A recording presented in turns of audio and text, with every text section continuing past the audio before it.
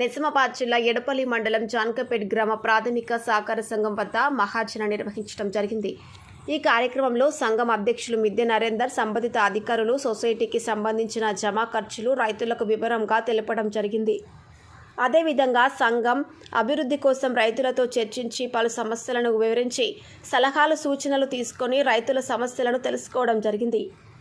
ఈ సభకు ముఖ్య అతిథిగా హాజరైన ఎన్డీసీసీ చైర్మన్ కుంట రమేష్ రెడ్డి, బ్యాంక్ డైరెక్టర్ గిర్దవార్ గంగారెడ్డి మాట్లాడుతూ జాన్కంపేట్ గ్రామ ప్రాథమిక సంఘము అభివృద్ధికి కావలసిన సదుపాయాలు కల్పించే ప్రయత్నం చేస్తామని, రైతులు రుణమాఫీ గురించి ఆందోళన చెందవద్దని, కొన్ని సమస్యల వల్ల కొంతమంది రైతులకు రుణమాఫీ కల్పించలేకపోయామని, ప్రభుత్వం హామీ ఇచ్చిన విధంగా త్వరలో ప్రతి ఒక్క రైతు లబ్ధి పొందుతారని, గ్రామంలో కోఆపరేటివ్ ప్రాథమిక బ్యాంకు త్వరలో ఏర్పాటు చేసే విధంగా ప్రయత్నాలు చేస్తామని తెలిపారు.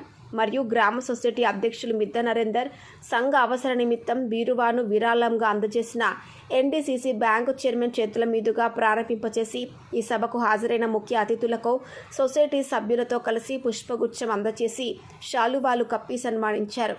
కార్యక్రమంలో ఉప అధ్యక్షులు Dasari Oddenna, NDCC bank director Sharath, MAO Siddharameshwar, AEO Srihari, CEO R Gangareddy మరియు సిబ్బంది, గ్రామ రైతులు, గ్రామ పెద్దలు పాల్గొన్నారు.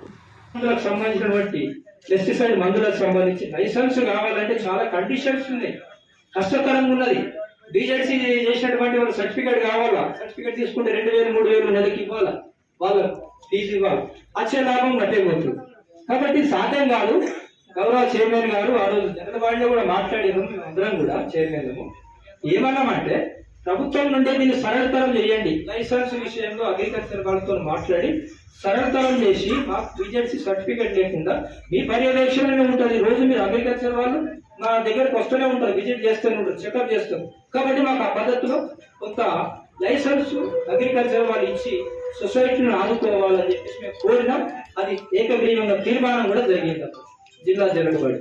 అది మీ దృష్టికి తెస్తున్నా.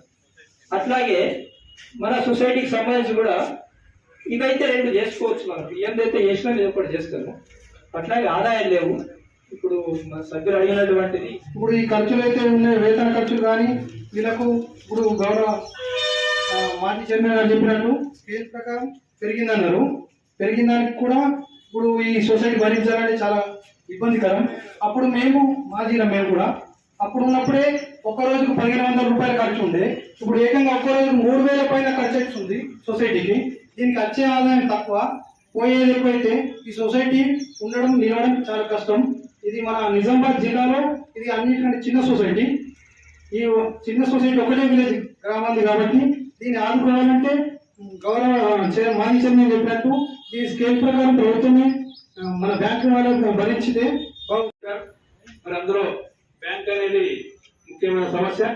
మరి మా గంగాన గారు కానీ శరత్ గారు కానీ ప్రత్యేకించి ప్రతిసారి మీరు ప్రతి మీటింగ్ లో చాలా సందర్భాల్లో మేము ఇక్కడ బ్యాంక్ పెట్టాలని దీనిలో మన గంగారెడ్డి గారు ఎక్కువ సందర్భాల్లో మాకు ఇక్కడ బ్యాంక్ ఉండాలని అడుగుతా ఉంటారు.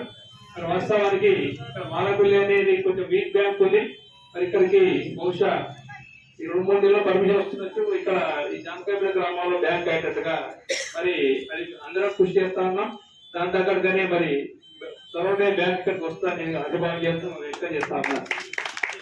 అలాగే మరి ఇన్కమ్ అనేది హెచ్ఆర్ పాలసీలో కొంత ఇబ్బంది ఉంది. మన బిజినెస్ తెలుసుకోవాలని మొదలు చెప్తా ఉన్నాం.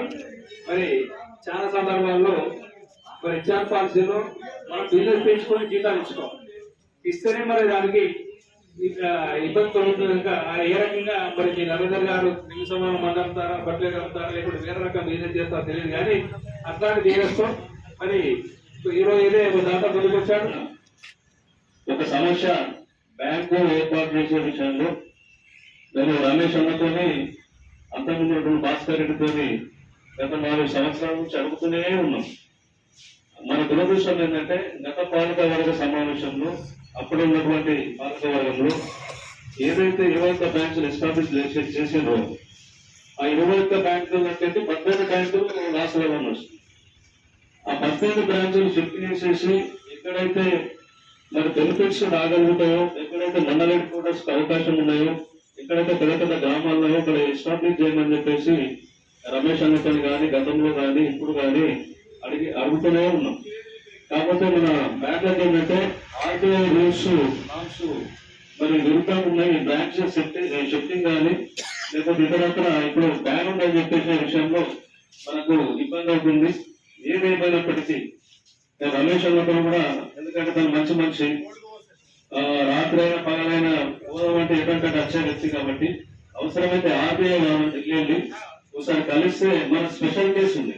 నిజామాబాద్ జిల్లాలో ఈ బ్రాంచ్లు ఎస్టాబ్లిష్ చేసినప్పుడు అక్కడ జనసాంద్రత కానీ ఆ లోకలైజేషన్ కానీ అక్కడ మరి బ్రాంచ్ ఉన్నాయా లేవా, బ్రాంచ్ ఎస్టాబ్లిష్ చేస్తే నడుస్తుందా నడవదా, లాభాల బాట వస్తుందా నష్టాలు వస్తాయని చెప్పేసి ఆనాడు పూర్తిగా సర్వే చేయలేదు. సర్వే చేయకుండా ఎస్టాబ్లిష్ చేశారు. అలాగే 18 బ్రాంచ్లు నష్టాలు వస్తుంది. కాబట్టి నేను అన్నగారితో రిక్వెస్ట్ ఏంటంటే బ్యాంక్ తరఫున ఒక డెలిగేషన్ వీలైతే ఆర్బీఐ వాళ్ళకు ఢిల్లీకి మనం వెళ్దాం. ఇది మంచి కార్యక్రమం. దాదాపు కోట్ల రూపాయలు నష్టం వస్తుంది బ్యాంక్స్ దగ్గర. ₹1 లక్షల్లో రాదు, కోట్లలో నష్టం వస్తుంది. మరి ఆర్బీఐ వాళ్ళు కూడా మనుషులే, భారతదేశాన్ని పరిపాలించే మనుషులే, ఈ రోజు వ్యవస్థను పరిపాలించే మనుషులే కాబట్టి వాళ్ళకి అర్థమయ్యే రీతిలో ఎక్స్ప్లెయిన్ చేస్తే మరి ఇన్ని నష్టాలు ₹1 కావాలని తెలిసి నష్టాలు ఎందుకు భరించాలా,